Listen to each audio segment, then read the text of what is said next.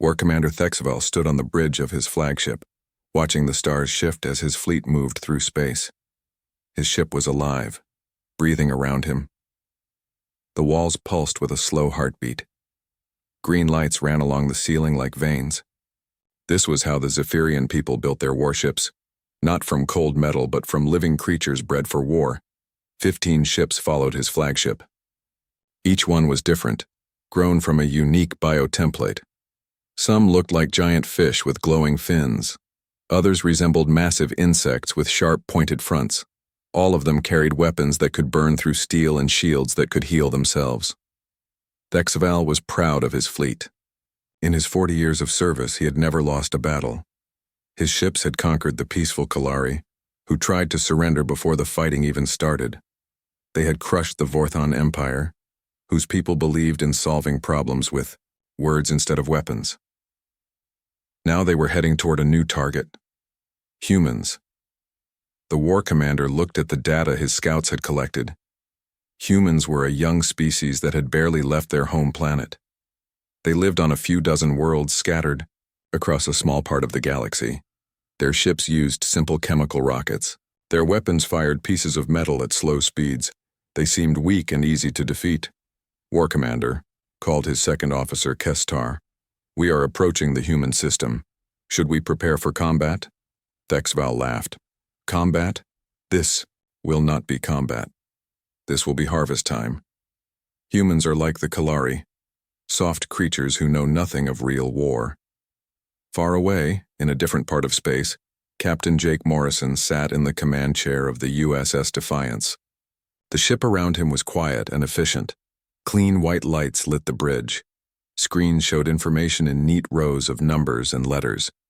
Everything was built from metal and plastic, designed to work perfectly even in the worst conditions. Morrison had served in the human fleet for 20 years. He had fought in the Centauri conflicts where human colonies defended themselves against pirates and raiders. He knew what real combat looked like. He knew how quickly things could go wrong in space battles. "Captain," called Communications Officer Amy Davis from her station. "We're getting a distress signal from New Haven Colony. They're reporting unknown ships approaching their system." Morrison turned in his chair. "How many ships?" 15, sir. The colony's sensors picked them up at the edge of their system. They're moving fast and not responding to communications." New Haven Colony was a small mining settlement. 3,000 people lived there, digging rare metals from asteroids. They had basic defense platforms, but nothing that could stop a real attack. Morrison knew they would need help if these unknown ships were hostile. "Set course for New Haven," Morrison ordered. "Maximum speed. Alert all departments to prepare for possible combat." Chief Engineer Lisa Park looked up from her console. "Antimatter drive is ready, Captain. We can reach New Haven in 6 hours." Morrison nodded. The Defiance was a destroyer, one of the smaller ships in the human fleet. But it was fast and well-armed. Its crew of 180 were all trained professionals. If someone was threatening human civilians, they would respond. On the alien flagship, Thexval studied the readings from New Haven Colony.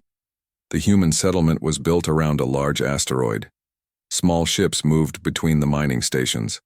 Everything looked primitive and poorly defended. "Perfect," Thexval said to his officers. "We will take their metals and capture their people. The humans will make good slaves for the Empire." Kessitar pointed to his screen. "War Commander, there are defense platforms around the colony. Should we be concerned?"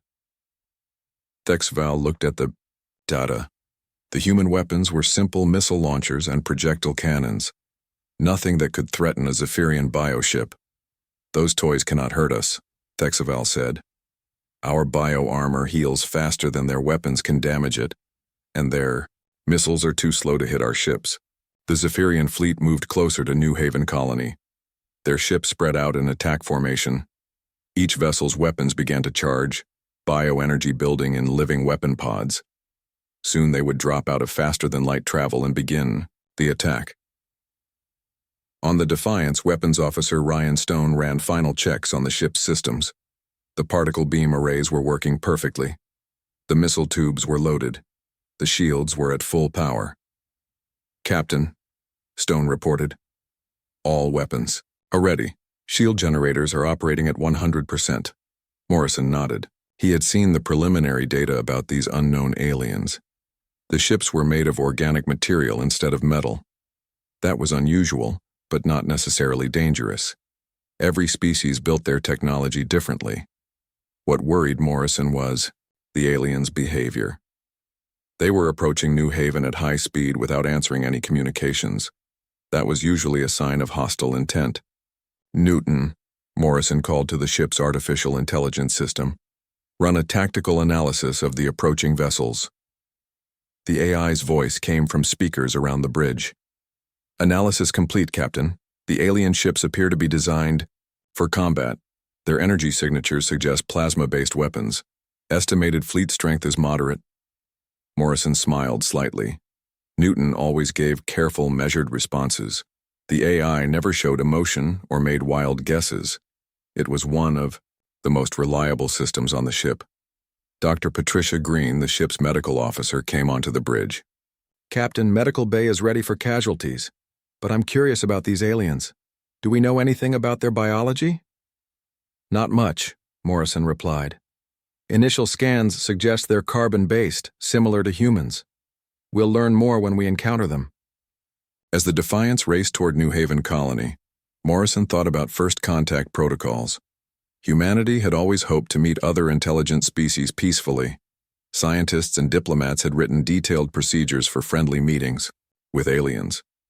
But Morrison was a military officer. His job was to protect human lives and territory. If these aliens were coming to attack a human colony, he would stop them. The safety of 3,000 civilians was more important than perfect diplomatic relations. The two fleets moved closer to each other through the darkness of space. Neither side fully understood what they were about to face. The Zephyrians expected an easy victory against primitive humans. Morrison expected a standard patrol action against pirates or raiders. Both sides were about to learn that first impressions could be very wrong in the vast emptiness between the stars. The Zephyrian fleet dropped out of faster-than-light travel at the edge of the New Haven system. 15 bioships appeared in space like living nightmares. Their hulls pulsed with bright colors, red, orange, and yellow patterns that flowed across their surfaces like fire. This was the traditional war display of the Zephyrian people, designed to terrify their enemies before battle began. War Commander Thexaval stood proudly on his bridge as his ship's bioluminescent organs blazed with threatening light. Around him, his officers prepared for what they expected to be a quick and easy conquest. Look at this pathetic system, Thexaval said, studying the scanner displays. One small colony built on a rock. A few cargo ships moving slowly between mining stations. These humans are even weaker than our intelligence reports suggested. Kessitar operated the communication system, sending out the standard Zephyrian surrender demand. The message was broadcast on all frequencies in broken human language that their scholars had learned from intercepted transmissions. Human creatures, the message began. You are now property of the Zephyrian Empire. Surrender your weapons and prepare for collection. Resistance will result in painful death. Cooperation will result in comfortable slavery. On New Haven Colony, Administrator Helen Wright received the alien message in her command center. She was a tough woman who had spent 15 years managing mining operations on dangerous frontier worlds. She had dealt with pirates, equipment failures, and natural disasters, but she had never faced anything like this. Send an emergency signal to Colonial Command, Wright ordered her communications officer. Tell them we have 15 hostile alien vessels demanding surrender. Request immediate military assistance. Wright knew help was probably too far away to arrive in time. The nearest human fleet base was 3 days' travel from New Haven, but she had to try. 3,000 lives depended on her decisions in the next few minutes. All mining ships return to the colony immediately, Wright broadcast on the general frequency. All civilians report to emergency shelters. This is not a drill. The colony's small defense platforms began powering up their weapons. Wright knew the platforms were not designed to fight a real fleet. They were built to discourage pirates and small raiding parties. Against 15 warships, they would not last long. Meanwhile, the USS Defiance was still 2 hours away from New Haven, racing through space at maximum speed. Captain Morrison watched the tactical displays as his ship's sensors picked up the alien fleet's energy signatures. 15 contacts confirmed, reported Sensor Officer Danny Cruz. They're broadcasting some kind of surrender demand to the colony. The message is in basic human language, but poorly translated. Morrison frowned.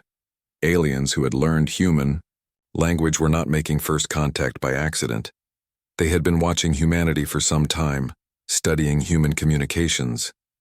That suggested they were either very careful or very dangerous.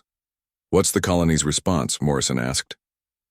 Communications Officer Amy Davis monitored the channels. "Administrator Wright is refusing to surrender.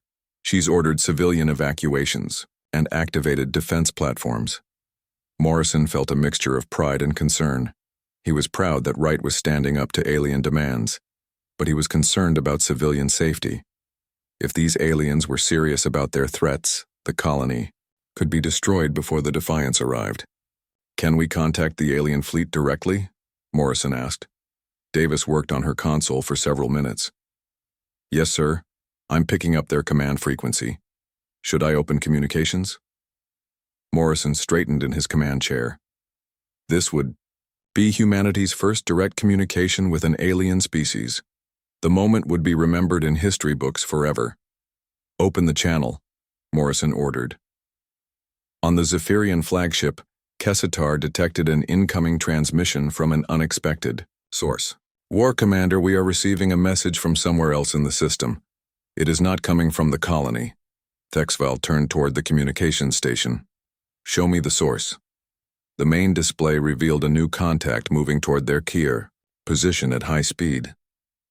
The vessel was smaller than any of the Zephyrian ships, with a smooth, angular design made of what appeared to be simple metal alloys. "That must be a human cargo ship," Thexval said dismissively. "Perhaps they are trying to negotiate for the colony's surrender."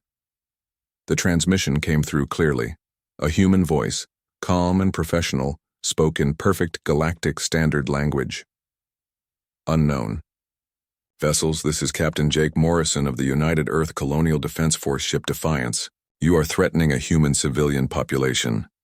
I am ordering you to withdraw from this system immediately. If you comply, you will be allowed to leave peacefully." Thexval burst into laughter. His officers joined him, filling the bridge with the harsh barking sounds of Zephyrian amusement. The idea that a single small ship could threaten their entire fleet was ridiculous.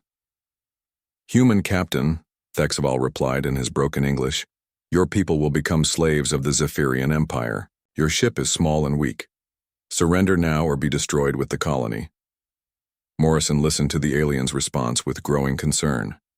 These were not explorers or traders. They were conquerors who had clearly done this before. They spoke of slavery and destruction as if such things were normal business. "Alien Commander," Morrison replied, "this is your final warning. Withdraw from human space or face the consequences." Thexval studied the approaching human ship more carefully. It was indeed small compared to his bioships. He could see no visible weapons on its smooth hull. The design looked primitive, like something built by a species that had just learned to work with metal. "Kestar," Thexval ordered. "Prepare to capture that human ship intact. I want to study their primitive technology." Morrison watched the alien fleet's movements on his tactical display. The ships were repositioning themselves into what looked like an attack formation. It was clear that diplomacy had failed. "All hands, battle stations," Morrison announced over the ship's communication system. "This is not a drill. Prepare for combat with hostile alien forces." Throughout the Defiance, crew members moved quickly to their assigned positions. In engineering, Lisa Park monitored the antimatter drive's output. In the medical bay, Dr. Patricia Green prepared for potential casualties. In the weapon bays, Ryan Stone ran final systems checks on the particle beam arrays. The Zephyrian fleet finished forming their attack pattern. Thexval gave the order to open fire, but only with weapons set to disable rather than destroy. He wanted the human ship captured, not vaporized. The first plasma bolt launched from a Zephyrian bioship, a bright green streak of energy that crossed the space between fleets in seconds. The bolt was designed to overload electrical systems without causing fatal damage to the target vessel. The plasma strike hit the Defiance's forward shields and disappeared in a brief flash of blue light. The ship continued on its course, completely undamaged. On the Zephyrian flagship, Weapons Officer Vexdal stared at his instruments in confusion. War Commander, direct hit confirmed, but the target shows no damage. Their ship absorbed the entire energy discharge. Thexval frowned. The human ship's defensive systems were more advanced than expected, but one ship could not stand against 15, no matter how good its shields were. All vessels, Thexval broadcast to his fleet, open fire with full power, destroy the human ship. Morrison saw the alien weapons charging on his tactical display. 14 more ships were preparing to fire at once. Whatever these aliens were using for weapons, they clearly meant business now. Ryan, Morrison called, to his weapons officer, return fire. Use minimum necessary force. Stone's hands moved across his control panel. Particle beam array charged and ready, Captain, targeting the lead alien vessel. The moment of truth had arrived. Humanity was about to show the galaxy what it was capable of. Weapons Officer Ryan Stone locked his targeting system onto the lead Zephyrian vessel.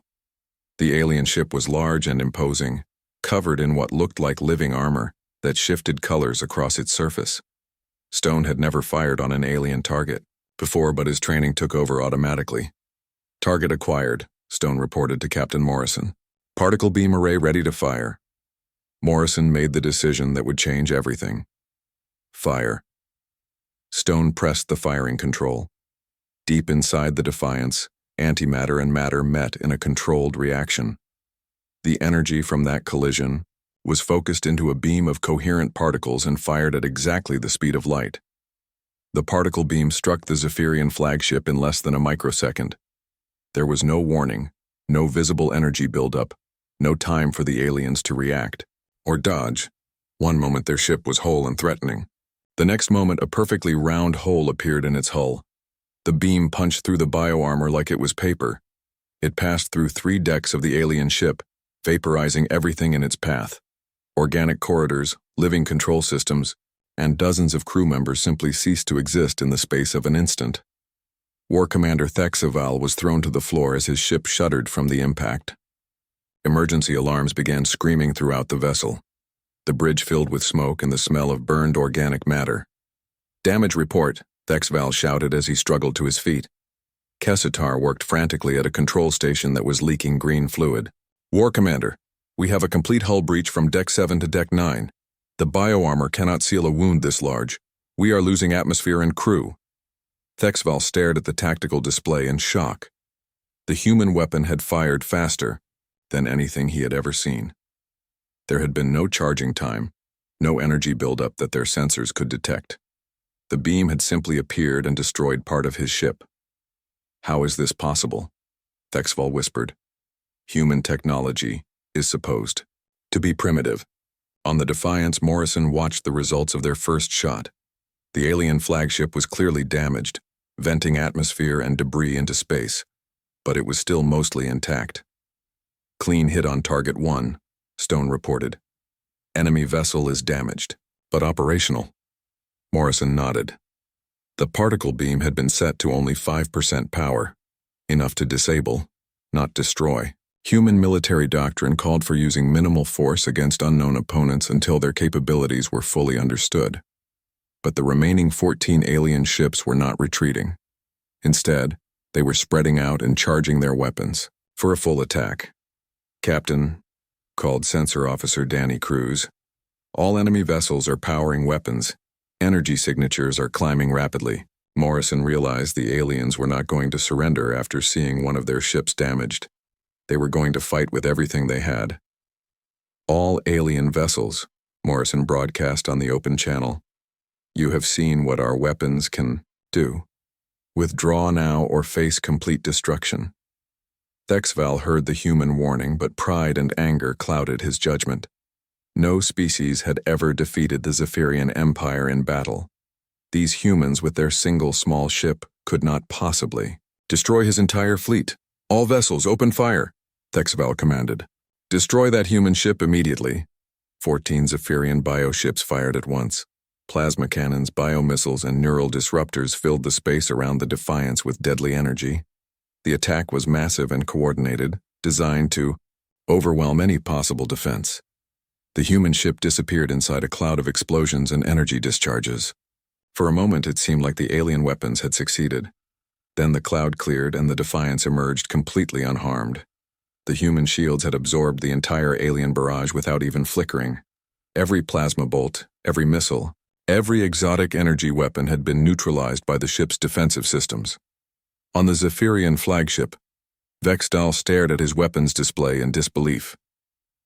War Commander, all shots confirmed as direct hits, but the human ship shows 0 damage. Their shields absorbed everything. Thexval felt something he had never experienced before in 40 years of conquest: fear. The humans had defensive technology that made Zephyrian weapons completely useless. And if their shields were this advanced, what about their weapons? Morrison looked around his bridge calmly. Damage report. No damage to report, Captain. Chief Engineer Lisa Park called from her station. Shields absorbed the entire attack. Power levels remain at optimal. Morrison nodded and turned to Stone. Ryan, these aliens clearly don't understand warnings. Increase power to 15% and disable their propulsion systems. Stone adjusted his controls. Particle beam array charging to 15% power. That should be enough to cripple their engines without destroying the ships. Fire at will, Morrison ordered. Stone began systematic targeting of the alien fleet. The particle beam fired again and again, each shot precisely aimed at a different ship's engine section. The beam moved from target to target faster than the aliens could react. The first shot struck a ship that looked like a giant insect. The beam sliced through its rear section, destroying the bioengines that provided propulsion. The ship went dead in space, drifting helplessly. The second shot hit, a vessel shaped like a massive fish. The beam cut through its propulsion organs, leaving it unable to maneuver. Green fluid leaked from the wounds in its hull. Shot after shot found its target. Each beam strike was perfectly placed to disable without destroying. In less than 30 seconds, 12 more Zephyrian ships were left powerless and drifting. Thexval watched in horror as his fleet was systematically destroyed. Ships that had conquered dozens of worlds were being disabled one by a single human vessel. The enemy's accuracy was perfect. Their rate of fire was impossibly fast. War Commander, Kessitar called out. The human ship is targeting our engines. Thexval saw the human weapon swing toward his flagship. He tried to order evasive maneuvers, but his ship was too badly damaged to respond quickly. The particle beam struck his ship's propulsion system with surgical precision. The bioengines that had carried his vessel across the galaxy were vaporized in an instant. The flagship joined the rest of the fleet, dead and powerless in space. In less than 1 minute of combat, 15 Zephyrian warships had been reduced to helpless hulks. Not one had been completely destroyed, but all were crippled beyond the ability to fight or flee. Morrison surveyed the tactical display with professional satisfaction. The alien fleet was neutralized, but most of their crews were probably still alive. That would allow for prisoner interrogation and intelligence gathering. Ceasefire, Morrison ordered. All alien vessels are disabled. Stone powered down the particle beam array. Weapons offline, Captain. All targets neutralized. Morrison opened communications with the alien fleet. Alien Commander, your fleet is disabled. Surrender immediately and prepare to be boarded. Any attempt to resist will result in the complete destruction of your vessels. On the Zephyrian flagship, Thexval sat in stunned silence. His proud fleet, which had never known defeat, had been wiped out in moments by a single human ship. The enemy's technology was so far beyond Zephyrian capabilities that resistance was impossible. For the first time in his life, the war commander understood what it meant to be prey instead of predator. Kestar, Thexval said quietly, send the surrender signal. The surrender signal came through the communication system as a low, mournful sound that reminded Captain Morrison of a wounded animal crying for help. Communications Officer Amy Davis worked to translate the alien message. "Captain," Davis reported, "the aliens are transmitting what appears to be a formal surrender. The signal matches patterns we've seen in their earlier communications." Morrison studied the tactical display. 15 alien ships floated dead in space, their bioluminescent displays dark and their weapons powered down. Some were venting atmosphere through the holes his weapons had created. Others leaked strange green fluids that formed crystals in the cold vacuum of space. "Any signs of self-destruct or booby traps?" Morrison asked. Sensor Officer Danny Cruz ran detailed scans of the alien vessels. "Negative, Captain. All ships appear to be genuinely disabled. I'm detecting life signs aboard most vessels, but their power levels are minimal." Morrison made his decision. "Prepare boarding parties. I want prisoners for interrogation and intelligence gathering, but maintain full security protocols. We don't know how dangerous these aliens might be up close." Chief Engineer Lisa Park came forward from her station.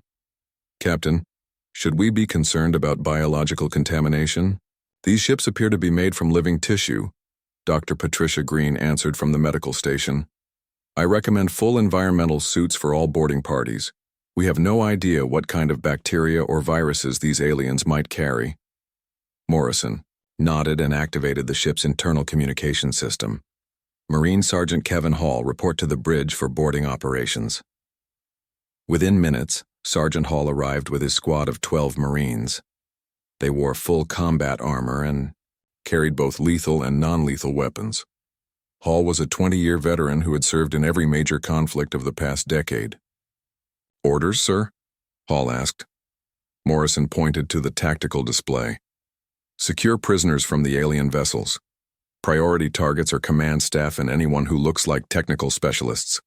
We need to learn about their capabilities and intentions." Hall studied the alien ships on the screen. "Those vessels look pretty strange, Captain. Any idea what we're walking into?" "Unknown," Morrison replied. "Treat them as potentially hostile until proven otherwise. But remember, they've just been completely defeated. They may be more cooperative than usual." The boarding shuttles launched from the Defiance and approached the largest alien vessel, the flagship where the enemy commander was located. As they got closer, the Marines could see the strange organic nature of the alien technology. The ship's hull was covered in what looked like scales or plates that shifted color, even though the vessel was disabled. Openings in the hull resembled mouths or breathing passages rather than mechanical airlocks. Everything about the design seemed alive and alien. Sergeant Hall's shuttle docked with the flagship through an emergency port that the ship's automatic systems opened for them. The Marines entered the alien vessel wearing full environmental suits and carrying scanning equipment. The interior of the ship was unlike anything in human experience. The corridors were curved and organic, with walls that felt warm to the touch. Bioluminescent strips provided dim lighting in colors that human eyes had never seen before. The air smelled of ozone and something like flowers. "This is incredible," whispered Marine Corporal Lisa Barnes as she recorded everything with her helmet camera. "It's like being inside a living creature." Hall kept his squad focused on their mission. "Stay alert.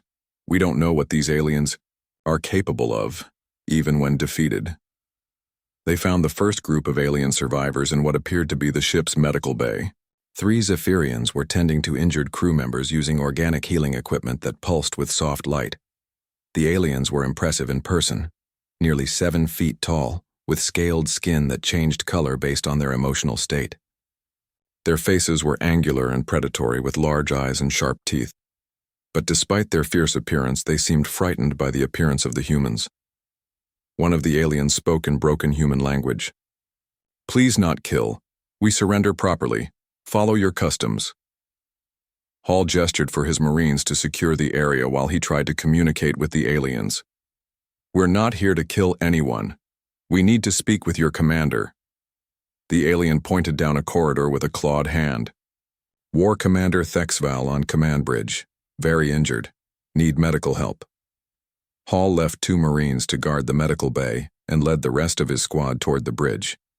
Along the way, they encountered more alien crew members, all of them submissive and cooperative. The devastating defeat had clearly broken their will to resist. The bridge was a large, circular chamber with organic control stations arranged around a central command area. War Commander Thexaval sat in what looked like a living chair that was trying to heal his injuries with tendrils of healing tissue. Thexaval looked up as the humans entered his bridge. His scaled skin was pale with pain and shock. When he spoke, his voice was weak but still proud. "I am War Commander Thexval of the Zephyrian Empire. I have never surrendered to any enemy, but your people have weapons beyond our understanding." Hall activated his translation equipment and spoke carefully. "I'm Sergeant Hall of the Human Colonial Defense Force. You attacked our colony and threatened our people. Why?" Thexaval tried to sit up straighter despite his injuries. "We are Zephyrians. We conquer. We enslave. We take what we need from weaker species. This is how we have always done things." Hall recorded everything for later analysis. "How many ships does your empire have? Where did you come from?" Thexval laughed bitterly. "Thousands of ships, millions of warriors. We rule hundreds of worlds across this part of the galaxy. We have enslaved dozens of species." The war commander paused, his skin color shifting to darker shades. "But none of them had weapons like yours. None of them could destroy our bioships so easily." Hall felt a chill as he realized the implications. Humanity had just announced its presence to a massive alien empire that specialized in conquest and slavery. This battle was not the end of the conflict, it was the beginning. Meanwhile, on the other disabled ships, more Marine teams were gathering intelligence and taking prisoners. They found evidence of the Zephyrians' previous conquests, items, and data stolen from other alien species. The picture that emerged was of a predatory empire that had grown powerful by attacking weaker civilizations. Back on the Defiance, Dr. Patricia Green examined biological samples from the alien ships. The WAM technology was fascinating but primitive compared to human engineering standards. The aliens had learned to breed living materials for their tools and weapons, but they had never developed the precise control over matter and energy that humanity had achieved. Communications Officer Amy Davis intercepted and decoded alien distress signals. "Captain, the aliens have been trying to contact their home fleet. They're sending detailed reports about our weapons and capabilities." Morrison frowned. "Can we jam their communications?" "Already doing it, sir. But they may have gotten some messages through before I could block them completely." Morrison realized that word of this battle would eventually reach the alien empire's leadership. When it did, humanity would face a much larger threat than 15 warships. On the alien flagship, War Commander Thexval made a final attempt to understand what had happened to his fleet. "Human soldier," he called to Sergeant Hall. "Your weapons fire faster than light. Your shields stop our strongest attacks. How is this possible for such a young species?" Hall considered how much information to reveal. "We've had some time to develop our technology. We learn from our mistakes and improve constantly." Thexval shook his head. "In 40 years of conquest, I have never seen anything like your ship's capabilities. The Zephyrian Empire will want to study your technology. They will send much larger fleets to capture it." Hall looked directly at the defeated alien commander.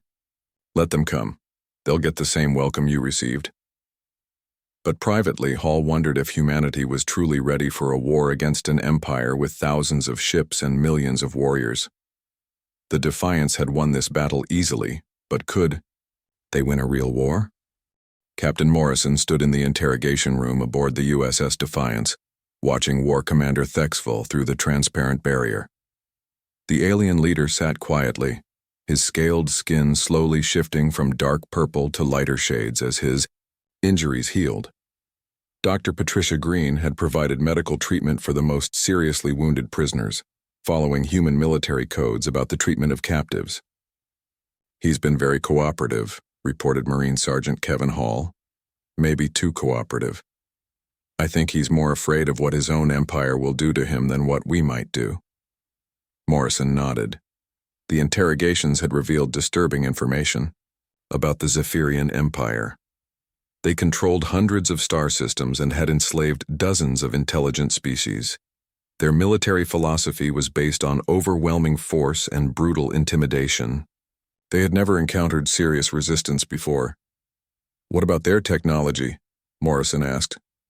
Chief Engineer Lisa Park looked up from her analysis reports. "Fascinating but primitive, Captain. They've learned to breed living materials for their ships and weapons, but they never developed advanced physics or energy manipulation. Their fastest ships can barely reach half-light speed. Their weapons are powerful but slow and inefficient." Morrison considered the implications.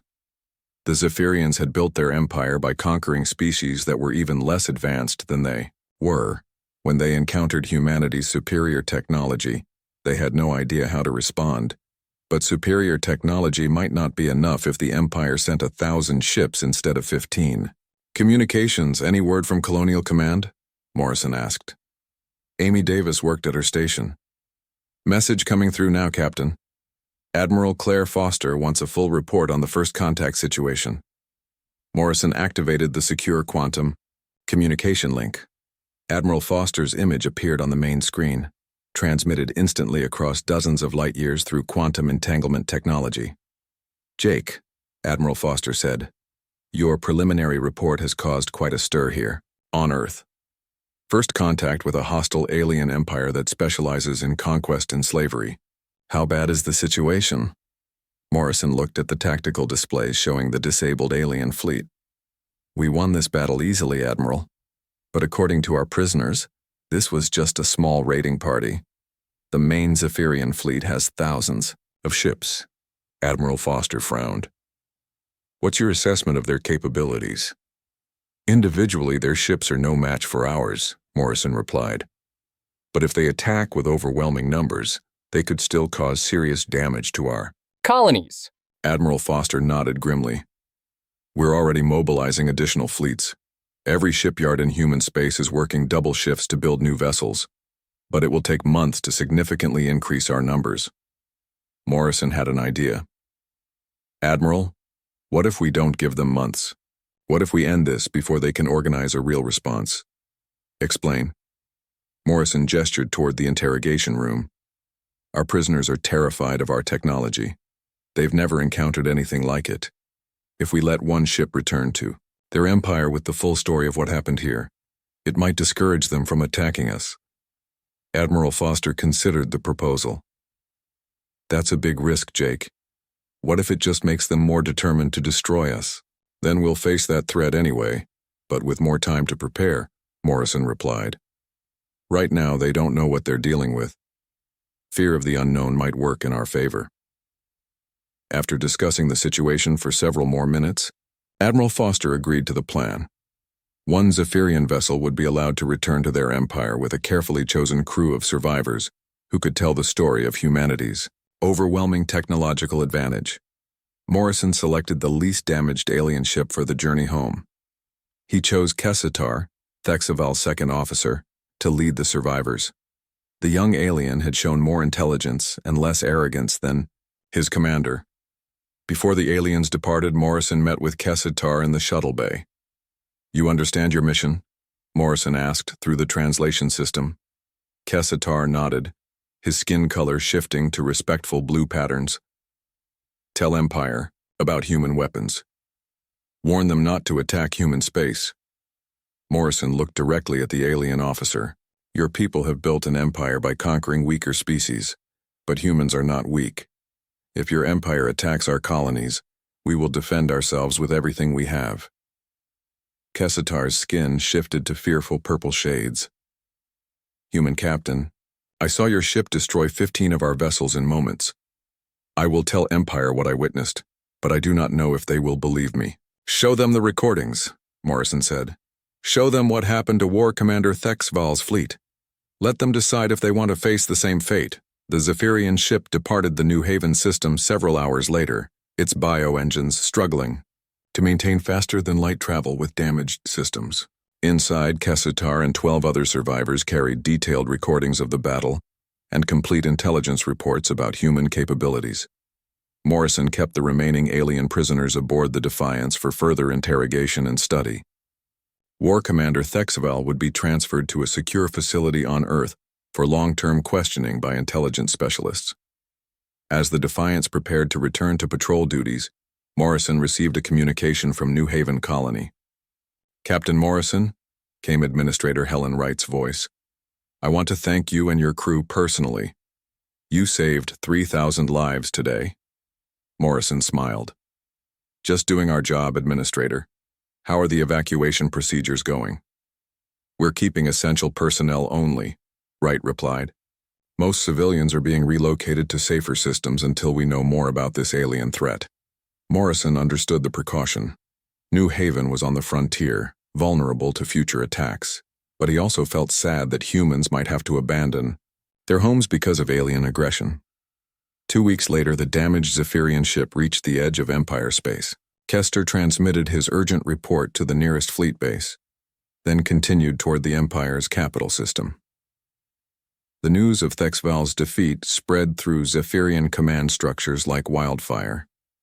Senior war commanders who had served for centuries gathered to watch the battle recordings. They saw their finest ships destroyed in moments by weapons that fired at the speed of light. Emperor Vashitok himself viewed the recordings in his private chamber aboard the Empire's largest dreadnought.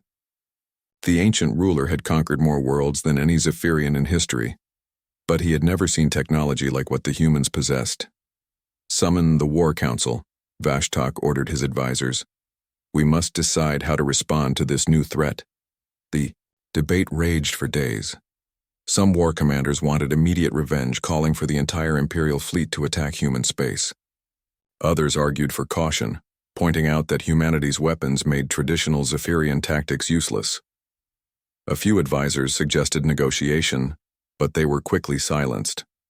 The Zephyrian Empire did not negotiate with other species. They conquered or they were conquered. Finally, Emperor Vashtok made his decision. "We will observe these humans for now. Send scout ships to map their territory and count their vessels. When we understand their full capabilities, we will decide whether to attack or avoid them." But the Emperor's caution came too late to prevent other consequences. News of the Zephyrian defeat spread beyond the Empire's borders. Enslaved species on dozens of worlds heard whispers of a new power that had crushed their oppressor's fleet in minutes. On the agricultural world of Kalios Prime, enslaved Kalari farmers stopped their work to listen to secret broadcasts. On the mining colonies of the Vorthan system, forced laborers passed coded messages about the light weapons that could destroy bioships. Rebellion began slowly at first. Work slowdowns, equipment sabotage, and quiet resistance. But as word spread about humanity's victory, the enslaved peoples grew bolder. If the mighty Zephyrians could be defeated, perhaps freedom was possible. Back on Earth, Admiral Foster briefed the Colonial Council about the ongoing situation. "Estimate we have 6 months before the Zephyrian Empire makes a major decision about how to handle humanity," Foster reported. "Our shipyards are working at maximum capacity, but we can only build so many vessels in that time." Council Chairman Robert Hayes leaned forward. "What about diplomatic contact? Could we negotiate with this empire?" Foster shook her head. "According to our prisoners, the Zephyrians don't negotiate with species they consider inferior. They either conquer or ignore. There's no middle ground." Chairman Hayes frowned. "Then we prepare for war." "We're already preparing," Foster replied. "But Jake Morrison's psychological warfare gambit might buy us the time we need.